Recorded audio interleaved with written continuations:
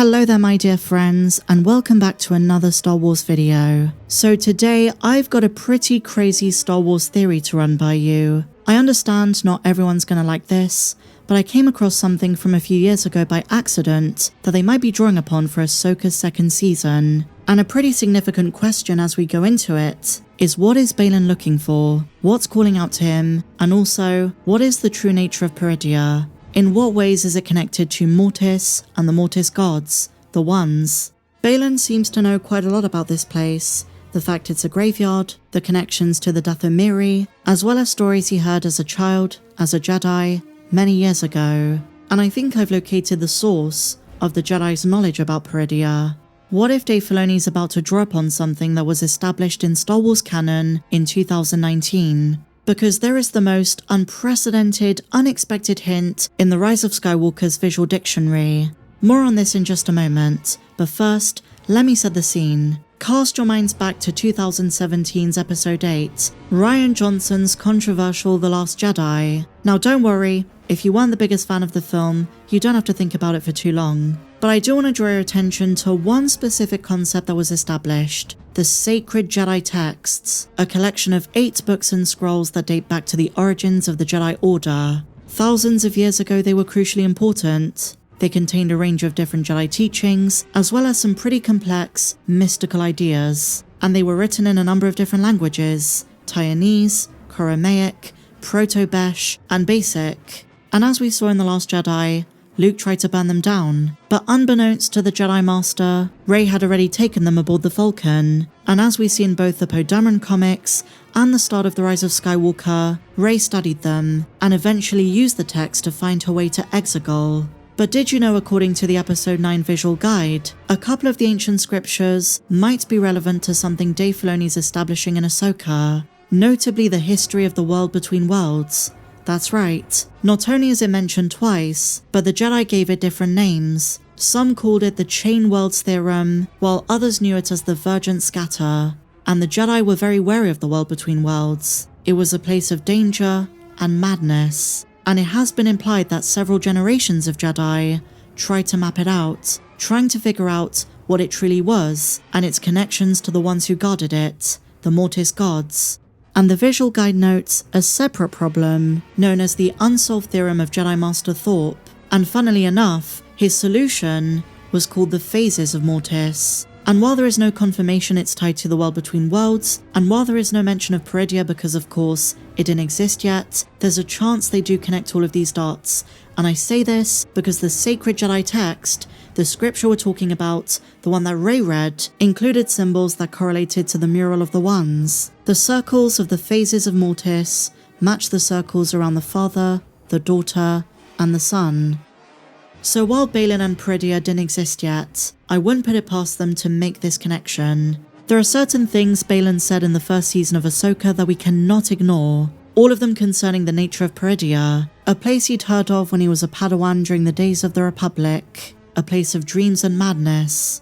But it had become legend. He doesn't say Mortis, but if they're one and the same, then aside from Ahsoka, Anakin and Obi-Wan, no other living Jedi around during the time of the Clone Wars had ever been there. So it became part of children's stories and Jedi legends. So for Baylan to actually be there, he's taking these stories seriously, and he's going to be after what I think he's really searching for, which is a domain outside of time and space, because he's fed up of the cycle of Jedi and Sith, Republic and Empire. He wants something else. But there's a reason the Ones are the Guardians at the entry point on Lothal, even after their death. And I reckon a big theme in Ahsoka Season 2 is going to be their replacements, Anakin as the new father.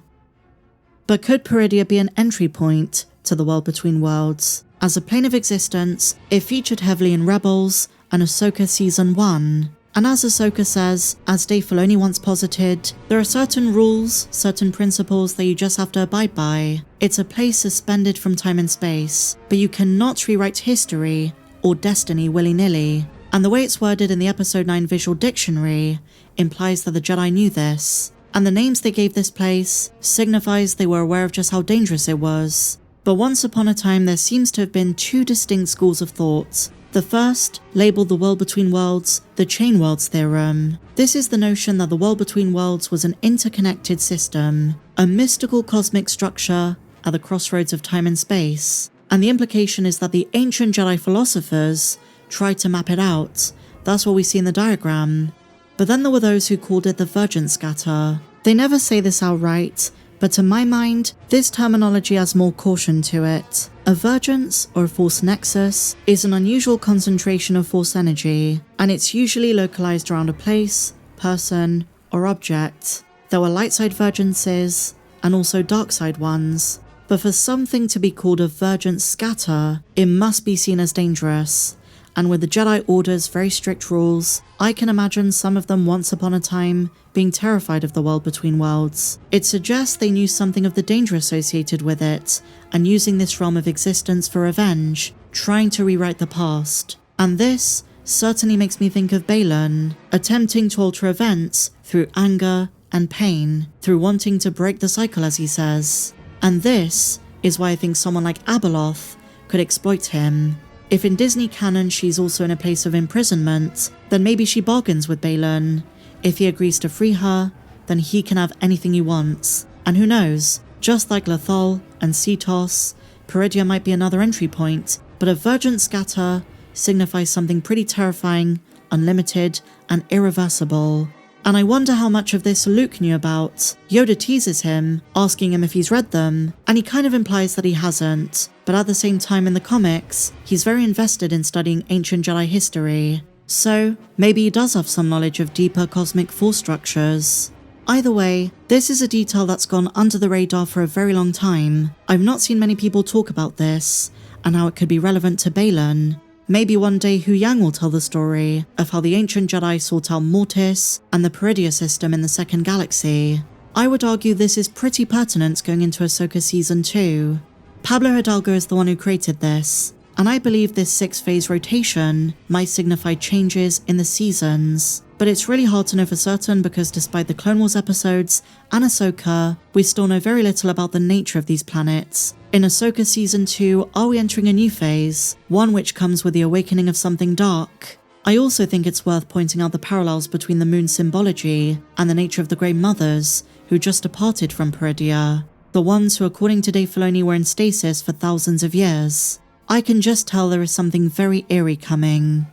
And just a fun bonus, my friends, here is a small excerpt from the Poe Dameron comics, where Rey, for the very first time, dives into the Jedi texts, and she asks C-3PO to translate them. It goes like this. After dealing with R2-D2 and BB-8, on the Millennium Falcon, 3PO finds Rey. This passage here, 3PO. Ah yes, I must say these old Jedi texts are extremely ancient. The languages used are unusual to say the least. Can you read it? To a degree, I wouldn't rely on this translation for diplomatic purposes, but it seems to say something like, the Force is the light, the Force is the dark. Jedi choose the light for all it reveals. Ah, Rey says. You know what? I like that. Seems like a lovely place to begin. And that's how a study of the sacred Jedi text began. And I have to wonder, if she learnt about the world between worlds, was that the way they were trying to get Ben Solo back in the cancelled Hunt for Ben Solo movie? Just some food for thought. And if you enjoyed this one, please be sure to give me a big fat thumbs up, subscribe if you're new, and may the Force be with you, always.